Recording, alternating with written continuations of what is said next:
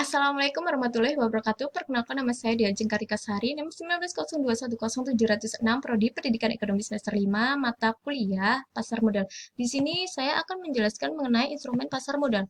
Jenis-jenis instrumen pasar modal yang pertama saham, kedua obligasi, ketiga reksadana, keempat derivatif. Saham adalah sertifikat yang menunjukkan kepemilikan suatu perusahaan.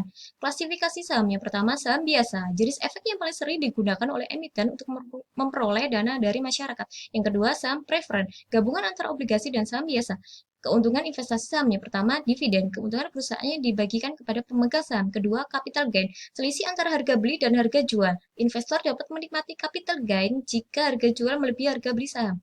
Risiko investasi pada saham. Yang pertama, tidak ada pembagian dividen. Pembagian dividen tidak akan dilakukan jika emiten tidak dapat membukukan laba pada tahun berjalan. Kedua, capital loss. Investor akan mengalami capital loss jika harga beli saham lebih besar dari harga jual. Ketiga, risiko likuidasi. Apabila emiten bangkrut, akan dilikuidasi. Obligasi. Obligasi adalah surat pernyataan utang jangka panjang yang dapat dipindahkan. Klasifikasi obligasi. Yang pertama, obligasi biasa. Bentuk utang jangka panjang yang dikeluarkan oleh perusahaan dengan kewajiban membayar bunga setiap periode tertentu. Yang kedua, obligasi konversi. Obligasi yang memberikan kesempatan kepada pemegang surat obligasi tersebut untuk menukarkannya dengan saham biasa dari perusahaan yang bersangkutan. Ketiga, obligasi pendapatan. Jika obligasi dengan pembayaran bunga hanya dilakukan pada waktu perusahaan yang mengeluarkan surat obligasi tersebut mendapatkan keuntungan. Keuntungan investasi pada obligasi. Yang pertama, bunga. Pemegang saham obligasi mendapatkan bunga secara rutin selama berlakunya obligasi. Kedua, capital gain. Pemegang saham dapat memperjualbelikan obligasi yang dimiliki. Ketiga, keuntungan khusus terlekat. Penerbit obligasi akan berusaha memberi pemanis yang terlekat pada suatu obligasi.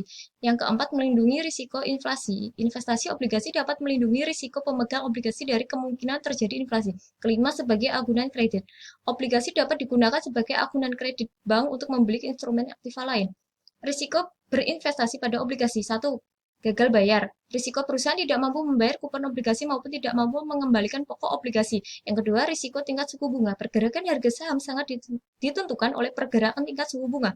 Ketiga, capital loss. Obligasi yang dijual sebelum jatuh tempo dengan harga yang rendah dari harga beli, maka akan mengalami kerugian atau capital loss. Yang keempat, callability. Pemegang saham obligasi yang memiliki persyaratan callability berpotensi merugi jika suku bunga menurun. Reksadana. Reksadana adalah wadah yang dipergunakan untuk menghimpun dana dari masyarakat. Investor untuk selanjutnya diinvestasikan dalam portofolio efek oleh manajer investasi. Jenis-jenis reksadana. Yang pertama, reksadana terbuka. Reksadana yang dapat dibeli dan dijual sewaktu-waktu setiap hari bursa. Reksadana dibagi menjadi 4 jenis berdasarkan isi portofolionya, yakni A. Reksadana pasar uang, B. Reksadana obligasi, C. Reksadana saham, D. Reksadana campuran. Yang kedua, reksadana indeks. Reksadana yang dikelola untuk mendapatkan hasil investasi yang mirip dengan suatu indeks yang dijadikan acuan. Ketiga, reksadana terproteksi. Reksadana yang akan memproteksi 100% pokok investasi nasabah pada saat jatuh tempo. Manfaat berinvestasi dengan reksadana. Satu, akses ke dalam instrumen investasi yang beragam. Kedua, pengelolaan portofolio investasi yang profesional oleh manajer investasi dan bank kustodian. Yang ketiga, diversifikasi investasi dengan biaya yang rendah. Keempat, likuiditas yang relatif tinggi. Kelima, potensi hasil investasi yang tinggi dalam jangka panjang. Keenam, bebas pajak untuk instrumen investasi tertentu. Risiko berinvestasi dengan reksadana. Yang pertama, risiko berkurangnya nilai penyertaan, dipengaruhi oleh turunnya harga dari efek yang masuk dalam portofolio reksadana tersebut. Kedua, risiko likuiditas, menyangkut kesulitan yang dihadapi oleh manajer investasi. Ketiga, risiko prestasi, merupakan risiko terburuk, dapat timbul ketika perusahaan asuransi yang mengasurasikan kekayaan reksadana tidak segera membayar ganti rugi.